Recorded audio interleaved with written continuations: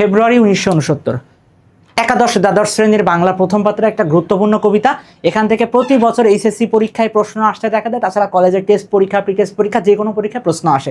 আজকের ক্লাসে আমরা এই কবিতার গুরুত্বপূর্ণ যত এমসিকিউ পরীক্ষাগুলোতে আসার উপযোগী সকল এমসিকিউ প্র্যাকটিস করব, সিকিউ কোন বিষয়গুলো আসতে পারে সেগুলো প্র্যাকটিস করব, লেখক পরিচিতি সুন্দর করে প্র্যাকটিস করব, এর পাশাপাশি কবিতার ব্যাখ্যাও অনেক সুন্দর করে দেখব। অর্থাৎ এই ক্লাস দেখলে ফেব্রুয়ারি 1969 রিলেটেড যে টাইপের প্রশ্ন আসা সম্ভব সব কিছুই সমাধান হয়ে যাবে। তো চলো আমরা শুরু করি। আমরা আসলে এমসিকিউ টাইপ আকারে তথ্যগুলো দেখার চেষ্টা করব। আমাদের যে প্রথম প্রশ্ন আজকে, কবি শামসুর রহমানের পৈতৃক নিবাস কোন গ্রামে? দেখো, প্রত্যেকটা গল্প কবিতার প্রথমেই আমাদের লেখক পরিচিতি অবশ্যই পড়তে হবে, কেননা এইচএসসি পরীক্ষা আমরা অনেকবার দেখেছি যে কবি পরিচিতি থেকে এমসিকিউ তো এসেছেও, পাশাপাশি অনেক সময় দেখা যায় যে সৃজনশীলের কয়ে কিন্তু অনেক সময় আসে যে পৈতৃক নিবাস, এই টাইপের প্রশ্ন কিন্তু আসে। এই জন্য এটা কিন্তু খুবই গুরুত্বপূর্ণ। তো শামসুর রহমানের পৈতৃক নিবাস কোন গ্রামে ছিল? মুগধাকাটি, পাড়াতলি, গটিয়া নাকি তলুপাড়া? আমরা কোথায় পড়েছিলাম বলো তো? আমরা পড়েছিলাম কি তার পৈতৃক নিবাস কি নরসিংদীর পাড়াতলি গ্রামে। কোথায় ছিল? নরসিংদীর পাড়াতলি, নরসিংদীর পাড়াতলি। এখানে যে গটিয়ার কথা বলা আছে, গটিয়া কিন্তু আবার একটু আলোচিত। কিভাবে আলোচিত? আখতারুজ্জামান ইলিয়াসের গাইবান্ধার গটিয়ায় যে তার জন্ম বিষয় বলা আছে, এটাও কিন্তু গুরুত্বপূর্ণ, এটা কিন্তু আমাদের মাথায় রাখতে হবে। পরবর্তীতে আমরা দেখো এই স্লাইডে সুন্দর করে এখানে ব্যাখ্যা দিয়ে রেখেছি তার পৈতৃক নিবাস নরসিংদীর পাড়াতলি গ্রামে। অর্থাৎ এমসিকিউ প্র্যাকটিসের পাশাপাশি তুমি এই তথ্যগুলোও পড়লে একবারে তোমার আর বইও পড়ার দরকার নেই, তুমি জাস্ট স্লাইডের এই তথ্যগুলো পড়লেই তোমার একটা ফাইনাল রিভিশন হয়ে যাবে। অর্থাৎ প্রত্যেকটা এমসিকিউ এর ব্যাখ্যা কিন্তু পরের স্লাইডে সুন্দর করে দেওয়া আছে। আমরা পরবর্তী প্রশ্নে যাই। শামসুর রহমানের প্রথম কবিতা যে পত্রিকায় প্রকাশিত হয়? সাপ্তাহিক সোনার বাংলা, সোনার বাংলা, দৈনিক পাকিস্তান নাকি দৈনিক বাংলা? আমরা পড়েছি কিন্তু সুন্দর করে যে কি সাপ্তাহিক সোনার বাংলায় তার প্রথম কবিতা প্রকাশিত হয়। অর্থাৎ কি সাপ্তাহিক সোনার বাংলা পত্রিকায় তার প্রথম কবিতা প্রকাশিত হয়। যে সুন্দর দেখো এখানে দেওয়া আছে 1949 খ্রিস্টাব্দে সাপ্তাহিক সোনার বাংলা পত্রিকায় কবির প্রথম কবিতা প্রকাশিত হয়। তারপর আজীবন তিনি নিষ্ঠার সঙ্গে কাব্য সাধনায় নিয়োজিত ছিলেন। সারা জীবন তিনি ছিলেন গণতন্ত্রের পক্ষে, ছিলেন সত্য, সুন্দর ও ন্যায়ের পক্ষে। শামসুর রহমানের কাব্যগ্রন্থ কোনটি? তার কাব্যগ্রন্থ কোনটি? প্রথম অপশনে দেওয়া আছে অগ্নিবীণা। অগ্নিবীণা কে লিখেছেন? আমরা জানি যে কাজী নজরুল ইসলাম লিখেছেন। কে লিখেছেন? কাজী নজরুল ইসলাম। কাজী নজরুল ইসলাম, কাজী নজরুল ইসলাম। উদ্ভট উটের পিঠে চলছে স্বদেশ, এটাই মূলত শামসুর রহমান লিখেছেন। মানসী কে লিখেছেন? মানসী, সোনার তরী, রবীন্দ্রনাথের, এগুলো বারবার পরীক্ষায় আসে। রবীন্দ্রনাথ, এটা কিন্তু আমাদের ভালো করে মনে রাখতে হবে। দেখো এখানে সুন্দর করে দেখো দেওয়া আছে শামসুর রহমানের উল্লেখযোগ্য কাব্যগ্রন্থ। উল্লেখযোগ্য কি কি কাব্যগ্রন্থ আছে? সকল কাব্যগ্রন্থ এখানে দেওয়া আছে, ভালো করে পড়তে হবে। যেগুলো পরীক্ষা আসার উপযোগী বইয়ে আছে, বইয়ের সকল তথ্য এখানে দেখো। প্রথম গান, দ্বিতীয় মৃত্যুর আগে, রৌদ্র করটুতে, বিধ্বস্ত নীলিমা, নিরালোকে, দিব্যরথ, নিজ বাসভূমে, বন্দি শিবির থেকে ফিরিয়ে দাও, ঘাতক কাটা, উদ্ভট উটের পিঠে চলছে স্বদেশ, বুক তার বাংলাদেশের হৃদয়। এই যে তথ্যগুলা, এই তথ্যগুলো অবশ্যই তোমাকে ভালো করে পড়ে রাখতে হবে, কেননা এখান থেকে কিন্তু এমসিকিউ আসতে পারে। এখান থেকে এমসিকিউ এইচএসসি পরীক্ষায় যেমন আসে, পাশাপাশি কিন্তু তুমি যখন বিশ্ববিদ্যালয়ে ভর্তি পরীক্ষা দিবে তখনও কিন্তু এই টাইপের এমসিকিউ গুলো তুমি পাবে। এখন আমরা পরবর্তী এমসিকিউতে যাই। এখন বলা হয়েছে আবার ফুটেছে দেখো কৃষ্ণচূড়া, এই কৃষ্ণচূড়া ফুল কোথায় ফুটেছে? একদম আমরা কিন্তু এবার কবিতায় চলে আসলাম। কৃষ্ণচূড়া ফুল কোথায় ফুটেছে? পথে ঘাটে, শহরের পথে, হরিত উপত্যকায় নাকি সারা দেশে? কবিতার লাইনে কি আছে? কোথায় ফুটেছে? শহরের পথে। কোথায় ফুটেছে? শহরের পথে। আমরা এখন মেইন কবিতায় চলে যাব, তার আগে একটা কথা ভালো করে বলে নিই, সুন্দরভাবে বোঝার চেষ্টা করো। দেখো কবিতার নাম হচ্ছে ফেব্রুয়ারি 1969। আমাদের জাতীয় জীবনে সবচেয়ে গুরুত্বপূর্ণ ঘটনার মধ্যে যদি আমরা বলি, জাতীয় চেতনার যে গুরুত্বপূর্ণ বিষয়গুলো আছে তার মধ্যে ফেব্রুয়ারি মাস অনেক রিলিভেন্ট আমাদের জন্য। কেন? কারণ ফেব্রুয়ারি মাসে কি হয়েছিল? ভাষা আন্দোলন হয়েছিল। কি হয়েছিল ফেব্রুয়ারি মাসে? ভাষা আন্দোলন। তো ভাষা আন্দোলন কত সালে হয়েছিল? ভাষা আন্দোলন হয়েছিল কত সালে? 1952 সালে। কত সালে? 1952 সালে। তো ফেব্রুয়ারি 1969 কবিতার নাম না হয়ে কবিতার নাম তো হওয়া উচিত ছিল ফেব্রুয়ারি 1952। হওয়া উচিত ছিল কি না? যেহেতু আমাদের ভাষা আন্দোলন হয়েছে 52 সালে, বাট এই ঘটনা কিন্তু সেটা না। এখানে এই যে 52 সালের ঘটনা হয়েছিল, অর্থাৎ আমাদের যে ভাষা আন্দোলন, এই আন্দোলনের প্রেরণা আমাদের কাজ করেছে কখন, 69-এর যে গণ অভ্যুত্থানের আন্দোলন ছিল, সেখানে এই 52 সালের আন্দোলনটা আমাদের জন্য একটা প্রেরণার উৎস হিসাবে কাজ করেছে, যেখানে কবি কি এই জন্য কবি ফেব্রুয়ারির প্রসঙ্গটা এনেছে আর সেই সময়কার ঘটনা উল্লেখ করে 1969-এর কথাটা তিনি বলেছেন। এখন কবিতার প্রথম লাইন দেখো, আবার ফুটেছে দেখো কৃষ্ণচূড়া থরে থরে। কোথায় ফুটেছে? শহরের পথে। এমসিকিউটা পরীক্ষায় আসে, কোথায় ফুটেছে? শহরের পথে। কি ফুটেছে? কৃষ্ণচূড়া। কৃষ্ণচূড়ার কথা কেন আনা হয়েছে? কৃষ্ণচূড়া এই যে শহীদের রক্তের লাল রঙের প্রসঙ্গ সাথে মিলিয়ে নেওয়ার জন্যই কিন্তু আমাদের এখানে কৃষ্ণচূড়া প্রসঙ্গটা আনা হয়েছে। কেমন নিবিড় হয়ে, কখনো মিছিলে কখনো বা একা হেঁটে যেতে যেতে মনে হয় ফুল নয় ওরা, শহীদের ঝলকিত রক্তের বুদবুদ স্মৃতিগন্ধে ভরপুর। শহীদের ঝলকিত রক্তের বুদবুদ বলা হয়েছে কাকে? 21-এর কৃষ্ণচূড়া ফুলকে। 21-এর কৃষ্ণচূড়া ফুল যেমন রক্তের লাল রং, ঠিক এই রক্তের লাল রং দেখেই কার কথা মনে পড়তেছে? আমাদের শহীদদের কথাই কিন্তু লেখকের মনে পড়তেছে। পরবর্তী এমসিকিউতে দেখো, ফেব্রুয়ারি 1969 কবিতায় কৃষ্ণচূড়া ফুলকে কবির কাছে কি মনে হয়েছে? রক্তে রঞ্জিত বর্ণমালা, রক্তে রঞ্জিত জামা, পতাকার লাল রং, শহীদের ঝলকিত রক্তের বুদবুদ। কবিতার লাইনে কিন্তু খুব সুন্দরভাবে বলা আছে কি, যে ফুল নয় ওরা, শহীদের ঝলকিত রক্তের বুদবুদ। কি হবে? শহীদের ঝলকিত রক্তের বুদবুদ। পরবর্তীটা দেখো, এখানে সুন্দর করে ব্যাখ্যা দেওয়া আছে, খুব সুন্দর করে তোমরা এটা মুখস্থ করে রাখবে। এই যে ফুল নয় ওরা কি? শহীদের ঝলকিত রক্তের বুদবুদ। ফুল নয় ওরা, শহীদের ঝলকিত রক্তের বুদবুদ। শহরের পথে পথে পথে থরে থরে কোন ফুল ফুটেছে? শিমুল, পলাশ, কৃষ্ণচূড়া, রক্তজবা। কোন ফুল ফুটেছে? আমরা একটু আগে দেখে আসলাম। কোন ফুল ফুটেছে? কৃষ্ণচূড়া ফুল। কৃষ্ণচূড়া ফুল।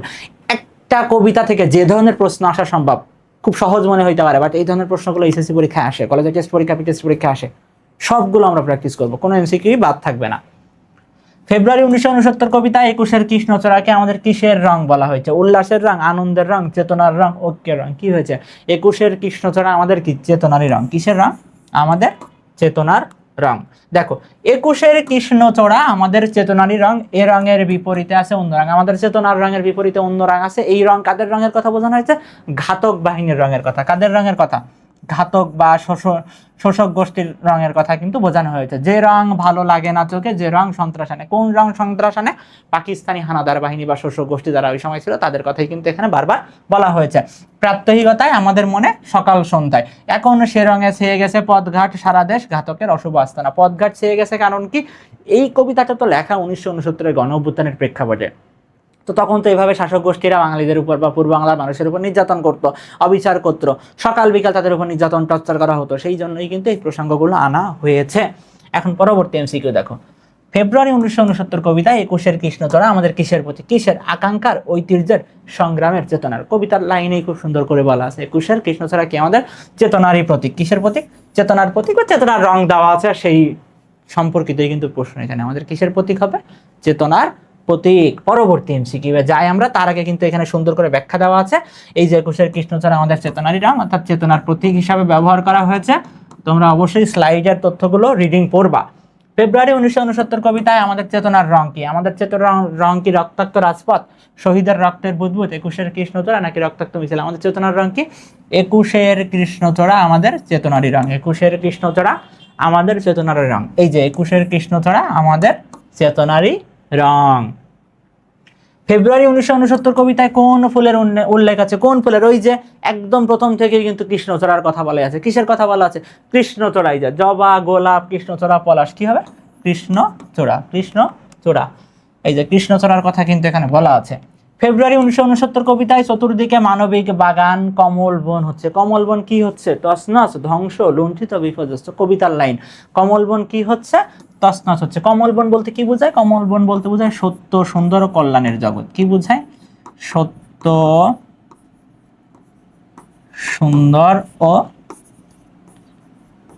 কল্যাণের জগৎ। এই তিনটা পয়েন্ট মনে রাখবে, একটা হচ্ছে সত্য, সুন্দর, আর একটা হচ্ছে কল্যাণ। বহুপদী প্রশ্নের জন্য কিন্তু এটা গুরুত্বপূর্ণ। দেখো, আমি আর আমার মতোই বহু লোক রাত্রি দিন ভুলণ্ঠিত ঘাতকের আস্তানায়, অর্থাৎ নির্যাতিত হচ্ছে। ঘাতকের আস্তানা অর্থাৎ কি? ঘাতক কিন্তু তাদেরকে ধরে নিয়ে গেছে, এমন টাইপের ঘটনা কিন্তু বর্ণনা করতে যাচ্ছে। কেউ মরা, আত্মমরা, কেউ বা ভীষণ জেদি, দারুণ বিপ্লবে ফেটে পড়া, চতুর্দিকে মানবিক বাগান, কমল বন হচ্ছে তছনছ। কমল বন কি? ওই যে সত্য, সুন্দর, কল্যাণের জগৎ, আমরা একটু আগেই বললাম। পাশাপাশি মানবিক বাগান কি? মানবিকতা। মানবিক বাগান বলতে কি? মানবিকতার বিষয়টা কিন্তু বুঝাইছে। কি বুঝাইছে? মানবিকতা।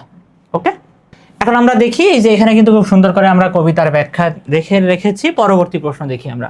ফেব্রুয়ারি 1969 কবিতায় কমল বন হচ্ছে তছনছ বলতে কি বোঝানো হয়েছে? কমল বন বলতে একটু আগে আমরা বুঝেছি যে সত্য, সুন্দর, কল্যাণের জগৎ। এইটা কোথায় পাবো আমরা? শব্দ অর্থ অংশ যদি আমরা ভালো করে দেখি তাহলে কিন্তু আমরা সেখানে পাবো। কমল বন তছনছ হচ্ছে বলতে কি বোঝানো হয়েছে? মানবিকতা, সুন্দর ও কল্যাণের জগৎ ধ্বংস করা হচ্ছে, মানুষের বাক স্বাধীনতা কেড়ে নেওয়া হচ্ছে, জাতিগত শোষণ ও নিপীড়ন চালানো হচ্ছে, মানুষকে নির্বিচারে হত্যা করা হচ্ছে। কি করা হচ্ছে? মানবিকতা, সুন্দর ও কল্যাণের জগৎ ধ্বংস করা হচ্ছে। এই যে কমল বন, পদ্মবন স্বাভাবিক অর্থে, বাট এখানে কবি কি বুঝাইছেন? মানবিকতা, সুন্দর ও কল্যাণের জগৎ বোঝাতে কমল বন প্রতীকটি ব্যবহার করেছেন এই কবিতায়। ফেব্রুয়ারি 1969 কবিতায় কার মুখকে তরুণ শ্যামল পূর্ব বাংলার সঙ্গে তুলনা করা হয়েছে? সালাম, রফিক, বরকত, আসাদ। এই কবিতার ইন্টারেস্টিং পার্ট হচ্ছে সালাম আর বরকত। সালাম আর বরকত। সালাম আর বরকত থেকে কিন্তু আমাদের বেশ কিছু প্রশ্ন আসতে পারে। সালামের কথাই কিন্তু বেশিরভাগ বার বলা আছে, বাট একবার শুধু বলা আছে কি? বরকত বুক পাতে ঘাতকের থাবার সামনে। আর সবকিছুই কিন্তু মোটামুটি সালামকে নিয়ে। অর্থাৎ অপশনে শুধু এটাই মনে রাখবা যে বরকতের বিষয়টা মনে রাখবা, যেহেতু খুব অল্প বর্ণনা দেওয়া আছে তার সম্পর্কে। বলা আছে যে বরকত বুক পাতে ঘাতকের থাবার সামনে। এইটা মনে রাখলেই কিন্তু বাকি এমসিকিউ গুলো কিন্তু তুমি খুব সহজে উত্তর করতে পারবা। তো আমরা যদি এখানে এই অপশনগুলো দেখি যে ফেব্রুয়ারি 1969 কবিতায় কার মুখকে তরুণ শ্যামল পূর্ব বাংলার সঙ্গে তুলনা করা হয়েছে? কার মুখকে? সালামের মুখকে। কার মুখকে? সালামের মুখকে কিন্তু কিসের সঙ্গে তুলনা করা হয়েছে? তরুণ শ্যামল পূর্ব বাংলার সঙ্গে। দেখো, বুঝি তাই 1969 আবার সালাম নামে রাজপথে শূন্য তোলে ফ্ল্যাগ। দেখো, সালাম কিন্তু মারা গেছে কত সালে? সালাম কিন্তু মারা গেছে আমাদের রাজপথে যে আন্দোলন করছে, বাট এই সালাম মারা গেছে কত সালে? 1952 সালে ভাষা আন্দোলনে মারা গেছে। ওকে, এখন সালাম যেহেতু 52 সালের ভাষা আন্দোলনে মারা গেছে, সালাম তো আর 1969 এসে গণ অভ্যুত্থান করতে পারবে না। খুবই স্বাভাবিক, মরা মানুষ তো আবার এসে আন্দোলন করতে পারবে না। বাট কবির কি মনে হচ্ছে? এই যে সালাম মারা গেছিল 52 সালে, সে আবার 1969 গণ অভ্যুত্থানে এসে কি করতেছে? ওই আগে যেমন বাংলা ভাষা, ওই রাষ্ট্রভাষা বাংলা চায়ের জন্য যেভাবে ফ্ল্যাগ উড়াইছিল, ঠিক সেভাবেই যেন সে আবার কি করতেছে? শূন্যে ফ্ল্যাগ উড়াচ্ছে। বরকত বুক পাতে ঘাতকের থাবার সামনে, বরকতের বুক পাতার কথা বলা আছে। এই 4টা লাইন এমসিকিউ এর জন্য খুবই গুরুত্বপূর্ণ। এই 4টা লাইন থেকে কিন্তু বেশ এমসিকিউ আসতে দেখা যায়। এই 4টা লাইন কিন্তু খুব সুন্দর করে মনে রাখতে হবে, যেহেতু এই 4টা লাইন থেকে বারবার এমসিকিউ আসে। কি ধরনের এমসিকিউ আসতে পারে? এই যে কে রাজপথে নামে? সালাম রাজপথে নামে, এমসিকিউ আসে। কে শূন্যে ফ্ল্যাগ তোলে? কে ফ্ল্যাগ তোলে? সালাম শূন্যে ফ্ল্যাগ তোলে, এটা এমসিকিউতে আসে। কে বুক পাতে ঘাতকের থাবার সামনে? বরকত বুক পাতে ঘাতকের থাবার সামনে। কার চোখ আজ আলোচিত ঢাকা? সালামের চোখ আজ আলোচিত ঢাকা। কার মুখ আজ তরুণ শ্যামল পূর্ব বাংলা? কার মুখ? সালামের মুখ আজ তরুণ শ্যামল পূর্ব বাংলা। ওকে, এই পেজটা অর্থাৎ এই স্লাইডের যে তথ্যগুলো আছে, এটা কিন্তু এমসিকিউ এর জন্য খুব গুরুত্বপূর্ণ। কবিতার এই অংশ থেকে কিন্তু বেশিরভাগ সময় এমসিকিউ আসতে দেখা যায়। খুব সুন্দর করে তোমরা একটু মুখস্থ করবা।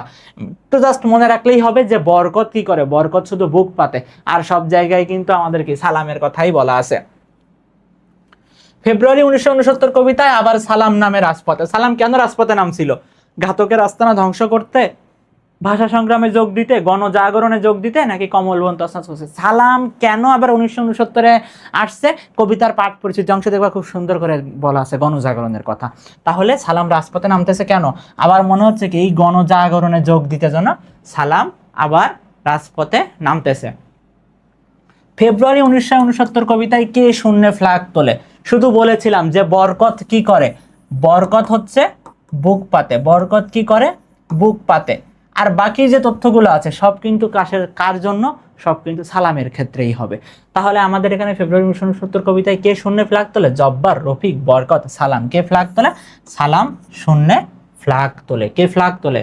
সালাম শূন্যে ফ্ল্যাগ তোলে। এই যে খুব সুন্দর করে দেখবে এখানে দেওয়া আছে, সালাম নামে রাজপথে শূন্য তোলে ফ্ল্যাগ। কি? সালাম নামে রাজপথে শূন্য তোলে ফ্ল্যাগ। জাস্ট যদি তুমি 1-2 বার পড়ো, বিশ্বাস করো এটা মুখস্থ করা কঠিন কিছু না। জাস্ট তুমি 1-2 বার রিডিং পড়লেই হয়ে যাবে। আর এগুলো থেকেই প্রতি বছর বোর্ড পরীক্ষায় প্রশ্ন আসে। এইচএসসি পরীক্ষায় ভালো করা খুবই সহজ। যদি তুমি যে জিনিসগুলো পরীক্ষায় আসে, তোমাকে বুঝতে হবে যে কোন জিনিসগুলো পরীক্ষায় আসে। তুমি সেই জিনিসগুলো বারবার রিভিশন দাও, দেখবা যে তুমি পরীক্ষায় হুবহু এই জিনিসগুলোই কমন পাবা। এই জিনিসগুলোই আসবে বারবার ঘুরিয়ে ফিরিয়ে। পরবর্তী এমসিকিউ যাই আমরা। ফেব্রুয়ারি 1969 কবিতায় কার চোখ আজ আলোচিত ঢাকা? খুবই সহজ প্রশ্ন, শুধু মনে রাখতে বলেছে যে বরকত বুক পাতে, আর সব জায়গায় কি? সালাম। এখন কার চোখ আজ আলোচিত ঢাকা? কার চোখ? সালামের চোখ, রফিকের চোখ, বরকতের চোখ নাকি জব্বারের চোখ? কার চোখ? যে সালামের চোখ আজ আলোচিত ঢাকা। কার চোখ? সালামের চোখ আজ আলোচিত ঢাকা। পরবর্তী প্রশ্ন দেখি। এই যে এখানে কিন্তু সুন্দর করে ব্যাখ্যা তোমরা পেয়ে যাবা। এই যে সালামের চোখ আজ কি আলোচিত ঢাকা, এখানে এই আলোচিত ঢাকার প্রসঙ্গটা একটা বলি। আন্দোলনের সময় কি হচ্ছিল, অন্য জায়গা থেকে, বাংলাদেশের অন্য অঞ্চল থেকে মানুষজন কিন্তু সবাই কি হচ্ছিল, ঢাকামুখী হচ্ছিল। আমরা যে স্বৈরাচার বিরোধী যে আন্দোলনটা দেখেছি, মানে আগস্ট, মানে 24শে আগস্টের যে আন্দোলনটা আমরা দেখেছি, কি হচ্ছিল, সারা দেশের মানুষজন কোথায় আসছে, ঢাকা আসতেছে, লং মার্চ টু ঢাকা। ঠিক আগেরও যে আন্দোলনগুলো ছিল, 69-এর গণ অভ্যুত্থান বলো আর বা ভাষা আন্দোলন বলো, সবসময় মানুষজন কোথায় জড়ো হতো, মানুষজন জড়ো হতো কিন্তু ঢাকা শহরে আন্দোলন করার। ঠিক এখানেও কিন্তু কবি আলোচিত ঢাকার কথা কেন আনছে, যে সবাই কিন্তু একসাথে জড়ো হচ্ছে কোথায়, ঢাকায় জড়ো হচ্ছে আন্দোলনের জন্য। ফেব্রুয়ারি 1969 কবিতায় ঘাতকের থাবার সম্মুখে বুক পাতে, কে বারবার বলেছি, একটু আগেও বলেছি, দেখো বরকত কি করে, বরকত বুক পাতে। বরকতের জাস্ট এই একটা তথ্য একটু যদি তুমি মনে রাখতে পারো তাহলেই কিন্তু হয়ে যাবে। একটা তথ্যই কি করতে হবে, তোমাকে মনে রাখতে হবে। ফেব্রুয়ারি 1969 কবিতায় ঘাতকের থাবার সামনে বুক পাতে কে, বরকত। কে বুক পাতে? বরকত ঘাতকের থাবার সম্মুখে বুক পাতে। এই যে এখানে সুন্দর করে দেওয়া আছে, বরকত কি করে, বুক পাতে। কোথায়? ঘাতকের থাবার সম্মুখে। সালামের হাত থেকে নক্ষত্রের মতো কি ঝরে? সালামের হাত থেকে নক্ষত্রের মতো কি ঝরে, বলো কি ঝরে? পতাকা, জামা, অবিনাশী বর্ণমালা, কৃষ্ণচূড়া ফুল। কি ঝরে? সালামের হাত থেকে নক্ষত্রের মতো ঝরে অবিরত অবিনাশী বর্ণমালা। এখানে একটা বিষয়, অবিরত অবিনাশী বর্ণমালাকে কেন, অবিরত অবিনাশী বর্ণমালা কেন বলা হয়েছে? কারণ বাংলা ভাষাকে কি করতে চেয়েছিল, বিনাশ করতে চেয়েছিল। অবিনাশী মানে কি, অবিনাশী মানে কি, অবিনাশী মানে কি, বিনাশ করতে পারে নাই। কি করতে পারে নাই? বিনাশ করতে পারিনি। বাংলা ভাষাকে চেয়েছিল বিনাশ করতে, কিন্তু বিনাশ করতে পারে না। এই জন্যই বাংলা ভাষাকে কি বলা হয়েছে, অবিনাশী বর্ণমালা বলা হয়েছে। দেখলাম রাজপথে, দেখলাম আমরা সবাই জনসাধারণ, দেখলাম সালামের হাত থেকে নক্ষত্রের মতো ঝরে অবিরত অবিনাশী বর্ণমালা। আর বরকত গাঢ় উচ্চারণে কি বলে, এখনো বীরের রক্তে দুঃখিনী মাতার অশ্রু জলে, ফোটে ফুল বাস্তবের বিশাল চত্বরে। দেখো এই যে ফুল বলতে কিন্তু এখানে আমাদের বাংলা ভাষাকে বোঝাচ্ছে। কাকে বোঝাচ্ছে? বাংলা ভাষাকে বোঝাচ্ছে। আর এই যে বাস্তবের বিশাল চত্বর, এই বিশাল চত্বর বলো, আবার এই হরিত উপত্যকা, এইগুলো বলতে কিন্তু আমাদের পূর্ব বাংলাকে বোঝাচ্ছে। কাকে বোঝাচ্ছে? পূর্ব বাংলাকে বোঝাচ্ছে। এখন দুঃখিনী মাতার অশ্রুজল কেন আসবে আর বীরের রক্ত কেন আসবে? কারণ এই ভাষা আন্দোলন বা যে কোনো আন্দোলনকে যদি তুমি সফল করতে চাও, তাহলে কি তোমার কিছু মানুষকে জীবন উৎসর্গ করতে হবে বীরের বেশে। কি স্বাভাবিক, বীরের বেশে কি করতে হবে, জীবন উৎসর্গ করতে হবে। তো যারাই জীবন উৎসর্গ করতেছে তারা কি, তারাই হচ্ছে বীর। আর দুঃখিনী মাতার অশ্রুজল কাদের জন্য অশ্রুজল? ওই বীরের যে মাতারা। এখন তো মায়ের অশ্রুজল তো আসবে এখানে, কারণ সন্তান যেহেতু হারিয়েছে তার চোখের জল তো এমনিই আসবে, এটা খুবই স্বাভাবিক। তো দুঃখিনী মাতার অশ্রুজলের কথা কেন বলা হয়েছে? কারণ এই সন্তান, এই মা তার সন্তানকে হারিয়েছে। কেমন সন্তানকে হারিয়েছে? বীর সন্তান। কারণ কি, সে দেশের জন্য, দেশের মানে ভাষাকে রক্ষা করার জন্য বা যে কোনো আন্দোলনে সে কি করেছে, বীরের মতো সাহসিকতায় জীবন উৎসর্গ করেছে। আর হৃদয়ের অহরিত উপত্যকা বলতে আমাদের পূর্ব বাংলাকে বোঝানো হয়েছে। সেই ফুল আমাদেরই প্রাণ, এই ফুল বলতেও কিন্তু বাংলা ভাষাকে বোঝানো হয়েছে। কাকে বোঝানো হয়েছে? বাংলা ভাষাকে। সেই ফুল বলতে কি বোঝানো হয়েছে? বাংলা ভাষাকে বোঝানো হয়েছে।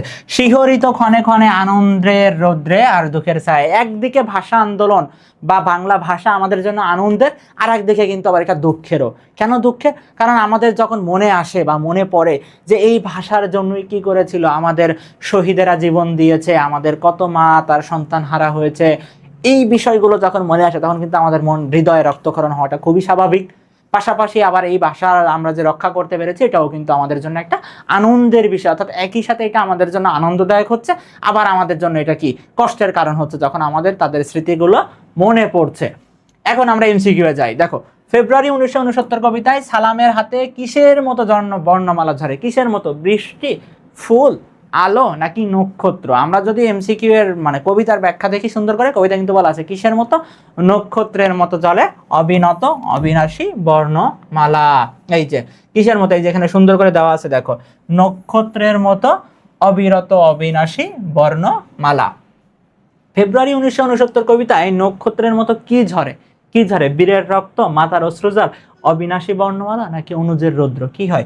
অবিরত অবিনাশী বর্ণমালা। কি হয়? অবিরত অবিনাশী বর্ণমালা। এই যে অবিরত অবিনাশী বর্ণমালা, তোমরা কিন্তু এমসিকিউ পড়ার পাশাপাশি স্লাইডটা যখন পড়বা যখন তুমি এক্স্যাক্ট এই তথ্যটাই দেখবে তখন কিন্তু তোমার মাথায় খুব সহজে গেঁথে যাবে। তাহলে তোমাকে কি করতে হবে, অবশ্যই এই স্লাইডের তথ্যগুলো যে এমসিকিউগুলো আমরা মার্ক করে দিচ্ছি যেভাবে দিচ্ছি সুন্দর করে কিন্তু তোমাকে মুখস্থ করতে হবে। পরবর্তী এমসিকিউ দেখো, ফেব্রুয়ারি 1969 কবিতায় অবিরত অবিনাশী বর্ণমালা কিসের প্রতীক? ধৈর্য, শক্তি, ভালোবাসা, প্রতিবাদ। অবিরত অবিনাশী বর্ণমালা বাংলা ভাষাকে বিনাশ করতে চাইছিল, আমরা বিনাশ করতে দিই নাই, আমরা এটাকে কি করেছি, অবিনাশী করেছি। তো এই অবিনাশী করতে গেলে আমাদের কি জানাইতে হয়েছে, অবশ্যই প্রতিবাদ জানাইতে হয়েছে। কি হবে এখানে উত্তর হবে প্রতিবাদ। পরবর্তী এমসিকিউ যাই আমরা, দেখো ফেব্রুয়ারি 1969 কবিতায় হৃদয়ের হরিত উপত্যকা দ্বারা কি বোঝানো হয়েছে? একটু আগে কিন্তু আমি বলে এসেছি ব্যাখ্যার সময়। হৃদয়ের হরিত উপত্যকা বলতে কি বোঝানো হয়েছে? শস্যক্ষেত, সতেজ হৃদয়, পূর্ব বাংলা নাকি রাজপথ? হৃদয়ের হরিত উপত্যকা বলতে কি বোঝানো হয়েছে? হরিত অর্থ কি? হরিত অর্থ হচ্ছে সবুজ। হরিত অর্থ কি? সবুজ। বাংলাদেশ কি? সুজলা সুফলা শস্য শ্যামলা। তো সবুজ এটা কি? পূর্ব বাংলাকে বোঝাইছে। কাকে বোঝাইছে? পূর্ব বাংলা। ফেব্রুয়ারি 1969 কবিতায় ভাষা শহীদ সালামের নাম কতবার উল্লেখ করা আছে? এই টাইপের প্রশ্ন একবার বরিশাল বোর্ডে এসেছে, যেহেতু বোর্ড পরীক্ষা এসেছে এই টাইপের প্রশ্নগুলো কিন্তু আমাদেরকে পড়ে রাখতে হবে। তো সালামের নাম কতবার এসেছে? 3, 4, 5, 6 কতবার এসেছে? 4 বার এসেছে। কয়বার? 4 বার এসেছে। ফেব্রুয়ারি 1969 কবিতায় কৃষ্ণচূড়া কিসের প্রতীক? কৃষ্ণচূড়া কিসের প্রতীক ছিল? চেতনার, প্রেমের, বিদ্রোহের নাকি স্বপ্নের? কিসের প্রতীক ছিল? চেতনার প্রতীক। কৃষ্ণচূড়া কিসের প্রতীক? চেতনার প্রতীক। মানবিক বাগান বলতে কি বোঝানো হয়েছে? পদ্মবন, বাস্তবের বিশালতা, মানবীয় জগৎ, হরিত উপত্যকা। মানবিক বাগান বলতে বোঝানো হয়েছে মানবীয় জগৎ। কি বোঝানো হয়েছে? মানবীয় জগৎ। এই যে মানবিক বাগান কি? মানবীয় জগৎ, মনুষ্যত্ব, ন্যায় ও মঙ্গলের জগৎ। ফেব্রুয়ারি 1969 কবিতায় মানবিক বাগান বলতে কবি কি বুঝিয়েছেন? মানবিক বাগান বলতে আসলে কবি কি বুঝিয়েছিলেন? মানবের সহ অবস্থান, গোছানো বাংলাদেশ, সুন্দর জনবসতি নাকি মনুষ্যত্ব, ন্যায় ও মঙ্গলের জগৎ? কি বুঝিয়েছিলেন তিনি? মনুষ্যত্ব, ন্যায় ও মঙ্গলের জগৎ। মনুষ্যত্ব, ন্যায় ও মঙ্গলের জগৎ। এই যেখানে সুন্দর করে দেওয়া আছে মানবিক বাগান, মানবীয় জগৎ, মনুষ্যত্ব, ন্যায় ও মঙ্গলের জগৎ। সেই ফুল আমাদেরই প্রাণ। আমি কিন্তু কবিতার ব্যাখ্যার সময় বলেছি সেই ফুল আমাদেরই প্রাণ। এখানে ফুল বলতে কি বোঝানো হচ্ছে? আমাদের বাংলা ভাষাকে বোঝানো হচ্ছে। কি বোঝানো হচ্ছে? বাংলা ভাষা। তো এখানে ফুল বলতে কি বোঝানো হচ্ছে? তাহলে বাংলা ভাষা, বাংলাদেশ, 21-এর কৃষ্ণচূড়া, শহীদের রক্তের উদ্ভিদ। কি হবে উত্তর? উত্তর হবে বাংলা ভাষা। এই যে সেই ফুল আমাদেরই প্রাণ, ফুল বলতে এখানে বাংলা ভাষাকে বোঝানো হয়েছে। ফেব্রুয়ারি 1969 কবিতায় সেই ফুল কি অর্থে ব্যবহৃত হয়েছে? দেশপ্রেম, সংগ্রামী জনতা, বাংলা ভাষা, ভাষা শহীদ। কি? বাংলা ভাষা, বাংলা ভাষা। ফেব্রুয়ারি 1969 কবিতাটি কোন কাব্যগ্রন্থ থেকে চয়ন করা হয়েছে? নিজ বাসভূমে, বন্দি শিবির থেকে, বিধ্বস্ত নীলিমা নাকি বক্তার বাংলাদেশের হৃদয়? দেখো এইচএসসি পরীক্ষায় তোমার যতগুলো গল্প কবিতা আছে অবশ্যই তোমাকে পাঠ পরিচিতি ভালো করে পড়তে হবে, কারণ এই পাঠ পরিচিতি থেকে অবশ্যই তুমি একটা না একটা এমসিকিউ পাবে। পাশাপাশি দেখা যাবে যে বেশ কিছু সৃজনশীলের হঠাৎ করে তোমার জ্ঞানমূলক প্রশ্ন কিন্তু এখান থেকে আসতে পারে, এজন্য তোমাকে কিন্তু এগুলো ভালো করে দেখতে হবে। তো ফেব্রুয়ারি 1969 কবিতাটি কোন কাব্যগ্রন্থ থেকে নেওয়া হয়েছে? এটা নেওয়া হয়েছে নিজ বাসভূমে। কোন কাব্যগ্রন্থ থেকে? নিজ বাসভূমে। এই যে সুন্দর করে এখানে দেওয়া আছে, দেখো উৎস কি? ফেব্রুয়ারি 1969 শীর্ষক কবিতাটি কবি শামসুর রাহমানের নিজ বাসভূমে কাব্যগ্রন্থ থেকে চয়ন করা হয়েছে। ফেব্রুয়ারি 1969 সংগ্রামী চেতনার কবিতা, দেশপ্রেমের কবিতা, গণজাগরণের কবিতা। 1969-এ পাকিস্তানি শাসক গোষ্ঠীর বিরুদ্ধে তৎকালীন পূর্ববঙ্গে যে গণ আন্দোলনের সূচনা ঘটেছিল, কবিতাটি সেই গণজাগরণের পটভূমিতে রচিত। জাতিগত শোষণ ও নিপীড়নের বিরুদ্ধে দেশের সাধারণ মানুষ ক্ষুব্ধ হয়ে ওঠে 1969-এ। ঘাতকের অশুভ আস্তানায় মানুষের অবস্থা ছিল। ঘাতকের অশুভ আস্তানায় মানুষের অবস্থান কেমন ছিল? অশুভ আস্তানায় মানুষের অবস্থান কেমন ছিল? মানুষের অবস্থানকে কেউ মারা, কেউ আদমারা, কেউ জেদি বিপ্লবে ফেটে পড়া। দেখো কবিতার লাইন সুন্দর করে মুখস্থ থাকতে হবে, খুব অল্প কয়েকটা লাইন, তুমি যদি বেশ কয়েকবার পড়ো খুব সহজেই কিন্তু মুখস্থ হয়ে যাবে। দেখো কবিতার লাইনে কি বলা আছে? কেউ মারা, আদমরা, কেউ কেউ ভীষণ জেদি, দারুণ বিপ্লবে ফেটে পড়া। তাহলে এখানে আমি কি নিব? কেউ মারা, কেউ আদমারা, কেউ জেদি, বিপ্লবে ফেটে পড়া। তাহলে কি উত্তর হবে? উত্তর হবে সবগুলো। উত্তর কোনটা হবে? সবগুলোই। ফেব্রুয়ারি 1969 কবিতায় কবি নিচের কোনটিকে বোঝাতে কমলবন প্রতীকটি ব্যবহার করেছেন? মানবিকতা, কল্যাণের জগৎ, পদ্মবন। কোনটা হবে উত্তর? মানবিকতা ও কল্যাণের জগৎ। মানবিকতা ও কল্যাণের জগৎ। ফেব্রুয়ারি 1969 কবিতায় কি প্রকাশ পেয়েছে? দেশপ্রেম, গণজাগরণ, সংগ্রামী চেতনা। কোনটা উত্তর হবে? 1, 2, 3 নাকি 1 ও 2 নাকি 1 ও 3 নাকি 2 ও 3 নাকি সবগুলো? উত্তর হবে সবগুলো। এখানে কি গণজাগরণও যেমন ছিল, দেশপ্রেমও ছিল, সংগ্রামী চেতনাও এই কবিতায় ছিল। 1969-এর গণ অভ্যুত্থানে নিহত হয়েছিল আসাদুজ্জামান, ডক্টর শামসুজ্জোহা, বরকত। বরকত কখন শহীদ হয়? বরকত শহীদ হয় ভাষা আন্দোলনে। ভাষা আন্দোলনে। তাহলে নিচের কোনটা সঠিক হবে? 1 ও 2 কোনটা সঠিক? আসাদুজ্জামান আর ডাক্তার শামসুজ্জোহা। তাহলে কোনটা সঠিক? 1 ও 2। ফেব্রুয়ারি 1969 কবিতায় কোন শহীদের স্মৃতিচারণ করা হয়েছে? ভাষা শহীদ, মুক্তিযুদ্ধ শহীদ নাকি গণ অভ্যুত্থানের শহীদ? দেখো এখানে ফেব্রুয়ারি 1969 কবিতায় গণ অভ্যুত্থানের শহীদের কথা বলা হয়েছে, পাশাপাশি কিন্তু 52 ভাষা শহীদ সালাম বরকতের কথা বারবার বলা হয়েছে। এখানে কিন্তু ভুলেও একবারও কিন্তু মুক্তিযুদ্ধের কথা বলা হয় নাই। যারা কখনো কবিতাগুলো ভালো করে পড়বা না তারা কিন্তু এই বহুপদীর উত্তর করতে গিয়ে বেশ কনফিউশনে পড়ে যাবা, মনে হবে যেন যে সবগুলো উত্তর যেহেতু একই টাইপের কথাবার্তা বলেছে, বাট এমন কিন্তু হবে না, ভালো করে কিন্তু তোমাকে পড়তে হবে। তো এখানে ভাষা শহীদের কথা বলা আছে আর গণ অভ্যুত্থানের শহীদের কথা, তাহলে উত্তর হবে 1 ও 3। 1 ও 3। ফেব্রুয়ারি 1969 কবিতায় লক্ষণীয় বিষয় কি? আন্দোলন সংগ্রামে বাঙালির চেতনাবোধ, আন্দোলন ও সংগ্রামে বাঙালির চেতনার জাগরণ, জীবনের তাৎপর্যের দার্শনিক উন্মোচন। দেখো এখানে জীবনের তাৎপর্যের কোনো দার্শনিক উন্মোচন হয় নাই। জীবনের তাৎপর্যের দার্শনিকতা আমরা দেখতে পাই কিন্তু সোনার তরী কবিতায়। এই কবিতায় কিন্তু আমার কোনো দার্শনিকতার কোনো কিছুই নাই। এখানে আমাদের বাঙালির চেতনাবোধের কথা বলা হয়েছে, বাঙালির চেতনার জাগরণের কথা বলা হয়েছে, আন্দোলন সংগ্রামের কথা বলা হয়েছে। তাহলে এখানে উত্তর হবে কোনটা? 1 ও 2। উত্তর হবে কোনটা? 1 ও 2। ফেব্রুয়ারি 1969 কবিতায় লক্ষণীয় বিষয় কি? বাঙালির সংগ্রামী মানসিকতা, বাঙালির স্বাধিকার বোধ, সংগ্রাম, বাঙালির ঐতিহ্য। এখানে সংগ্রামী মানসিকতাও আছে, স্বাধিকার বোধও আছে, সংগ্রাম, বাঙালির ঐতিহ্য, তিনটা বিষয় এখানে আছে। ঐতিহ্য কিভাবে হয়? কারণ 52তেও আমরা সংগ্রাম করেছি, 69-এ এসে আমরা সংগ্রাম করতেছি। সংগ্রাম আমাদেরকে একটা ঐতিহ্যের বিষয়।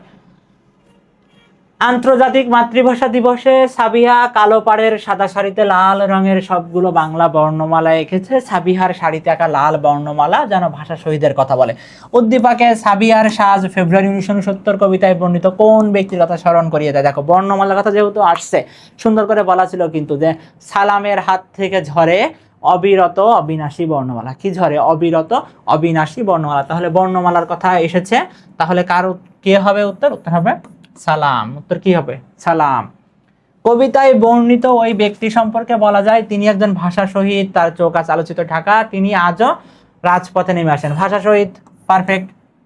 সালামের চোখ আজ আলোচিত ঢাকা। সালাম কি? জনসাধারণ দেখতেছে কি? সালাম কিন্তু রাজপথে নেমে এসেছে। কি হচ্ছে? সালাম রাজপথে নেমে আসছে। তাহলে উত্তর কি হবে? উত্তর হবে সবগুলো। উত্তর হবে সবগুলো। এখন আমরা সিকিউ নিয়ে কথা বলবো। এতক্ষণ আমরা কথা বললাম কি নিয়ে? এতক্ষণ আমরা কথা বললাম এমসিকিউ নিয়ে। এখন আমরা কথা বলবো কোন ধরনের সিকিউ এখান থেকে আসতে পারে। দেখো খুব সহজে বলি, এই কবিতা আমাদের কি? আন্দোলন সংগ্রামের কবিতা। এই কবিতা আমাদের কি? আন্দোলন সংগ্রামের কবিতা। এই কবিতা হচ্ছে আমাদের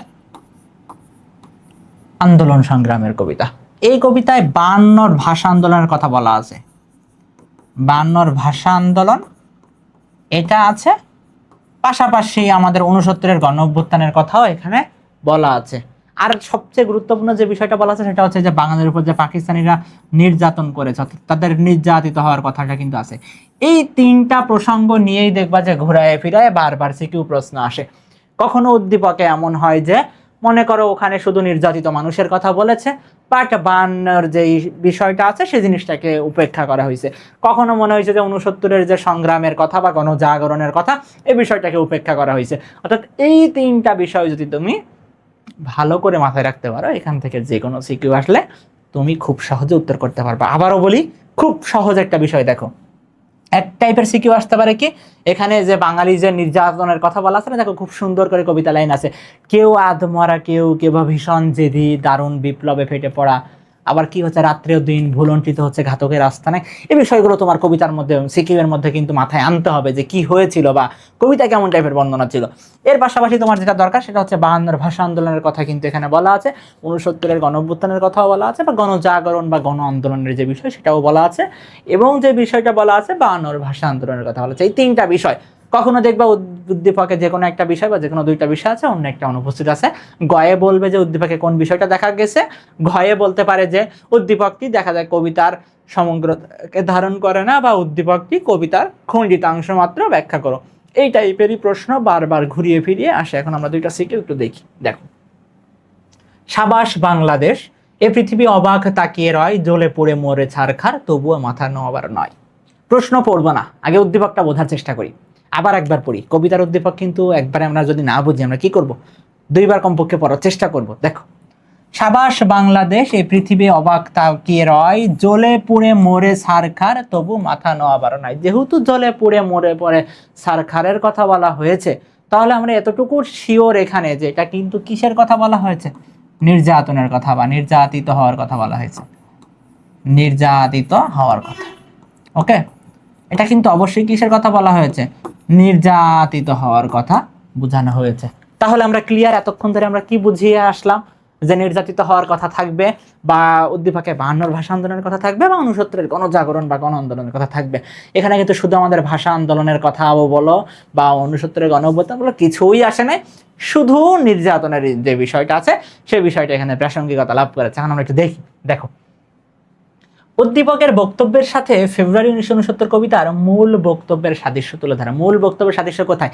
ওই যে ফেব্রুয়ারি 1969 কবিতায় বাঙালির যে সংগ্রামী চেতনা সেটা বুঝিয়েছিল, এখানেও কিন্তু সে বিষয়টা বোঝাচ্ছে।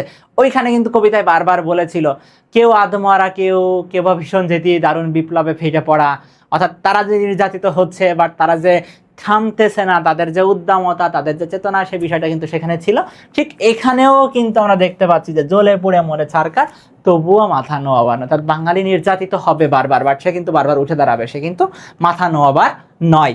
ঘয়ে দেখো, উদ্দীপক কি ফেব্রুয়ারি 1969 কবিতার মর্মার্থ আংশিক ধারণ করেছে, মন্তব্যটির যথার্থতা বিচার করো। আংশিক ধারণ করেছে, একটু আগেই আমরা বললাম আংশিক কেন, কারণ তুমি উদ্দীপক পড়েই বুঝতে পেরেছো। এখানে কিন্তু আমার 69 গণজাগরণের কথাও বলা নাই, পাশাপাশি 1952 সালের যে ভাষা আন্দোলন এই বিষয়টাও কিন্তু এখানে অনুপস্থিত, এই দুইটা বিষয় এখানে নাই। তাহলে আংশিক ভাব কেন? কারণ শুধু হচ্ছে বাঙালির উপর যে নির্যাতনের কথা বা বাঙালি যে নির্যাতিত হয়ে আবারও সংগ্রামের জন্য ঝাঁপিয়ে পড়ার যে মানসিকতা, তাদের যে চেতনা, এটাই কিন্তু বোঝানো হয়েছে। বাট এখানে কিন্তু 1969 গণজাগরণ বা 1952 সালের ভাষা আন্দোলনের কোনো বিষয় নেই। পরবর্তী প্রশ্নে যাই আমরা। ফেব্রুয়ারির 21 তারিখ দুপুর বেলায় অক্ত, বৃষ্টি ঝড়ে বৃষ্টি কোথায়, বরকতেরই রক্ত। এখানে আবার কি দেখতেছি আমরা? এখানে কিন্তু আমরা দেখতে পাচ্ছি যে এই যে 21-এর যে চেতনার কথা, শুধু কিন্তু এখানে কিসের কথা আসছে, 21-এর কথা আসছে। কিন্তু এখানে কিসের কথা আসছে, 21-এর কথা। ওকে, এখানে কিন্তু শুধু 21-এর কথা আসছে। বাট এখানে ওই যে নির্যাতিত হওয়ার ইতিহাস বা গণজাগরণ বা গণ আন্দোলন, এমন কোনো প্রাসঙ্গিকতা কিন্তু এখানে আসে নাই। তোমাকে উদ্দীপক পড়ে খুব সহজে বুঝতে হবে, কারণ তুমি সিকিউয়ে যদি গঘ ভালো করে না লিখতে পারো, তাহলে কিন্তু তুমি ভালো নম্বর পাবে না। ভালো নম্বর না পাইলে কিন্তু বাংলাতে প্লাস পাওয়া টাফ হয়ে যাবে, কেননা দ্বিতীয় পত্রের নম্বর তোলা মোটামুটি ইজি, বাট ফার্স্ট পেপারে কিন্তু তোমাকে ভালো লিখতে হবে। যদি একদম প্রাসঙ্গিকতা উল্টোপাল্টা লিখো, তাহলে কিন্তু নাম্বার পাওয়াটা তোমার জন্য ডিফিকাল্ট। তো আমরা একটু দেখি এখন উদ্দীপকটিতে ফেব্রুয়ারি 1969 কবিতার কোন প্রসঙ্গটি এসেছে। কোন প্রসঙ্গটি? ওই যে 21-এর চেতনার কথা। কিসের বিষয়ে এসেছে? খুব সহজেই আমরা কিন্তু পড়লেই বুঝতে পারি যে এখানে 21-এর চেতনার কথাটা আসছে। বাট অন্য কোনো বিষয়, অর্থাৎ বাঙালির যে নির্যাতিত হওয়ার বিষয় বা 1969-এর যে গণজাগরণের বিষয়, এটা কিছুই কিন্তু এখানে আসে নাই। পরেরটা দেখো, উদ্দীপক কি ফেব্রুয়ারি 1969 কবিতার একটি খণ্ডচিত্র। খণ্ডচিত্র, অবশ্যই খণ্ডচিত্র। কারণ কি, এখানে শুধু ফেব্রুয়ারি 1969-এর যে ফেব্রুয়ারির কথা বলা আছে, ভাষা শহীদদের কথা বলা আছে, সেই কথা আছে। বাট বাঙালির যে নির্যাতিত হওয়ার কথা বা 1969-এর গণঅভ্যুত্থানের বিষয়, সেগুলো কিছুই কিন্তু বলা নেই। দুইটা সিকিউ দেখার মাধ্যমে আশা করি তুমি বুঝতে পারছো যে এখান থেকে সিকিউ কিভাবে আসতে পারে। প্রচুর এমসিকিউ কিন্তু আমরা প্র্যাকটিস করেছি প্রথম থেকে, যে কোন কোন ধরনের এমসিকিউ আসতে পারে। এই এমসিকিউগুলো পড়ে পাশাপাশি তুমি যদি এই স্লাইডটা একবার রিভিশন দিতে পারো, তাহলে এই কবিতার আর কোনো এমসিকিউ কিন্তু বাকি থাকে না তোমার উত্তর করার মতো। আমরা কিন্তু মানে জ্ঞানমূলক যে এমসিকিউ আসতে পারে সেগুলো দেখেছি, পাশাপাশি বহুপদী ঠিক কেমন ধরনের এমসিকিউ আসতে পারে বহুপদী দেখেছি। আবার আমাদের যে উচ্চতর দক্ষতা টাইপের যে প্রশ্ন থাকে, আমাদের উদ্দীপক দিয়ে থাকে, সেগুলো কিন্তু আমরা প্র্যাকটিস করার চেষ্টা করেছি। সিকিউ কি ধরনের আসবে সেটাও আমরা দেখেছি। এই ক্লাসটা যদি তুমি ঠিকঠাকভাবে ভালো করে দেখতে পারো, আমার মনে হয় না যে ফেব্রুয়ারি 1969-এর এমসিকিউ বা সিকিউ নিয়ে তোমার আর কোনো কনফিউশন থাকবে। সবাই ভালো থাকবা, পরবর্তী কোনো ক্লাসে আবারও দেখা হবে। আজকে ক্লাস এ পর্যন্তই।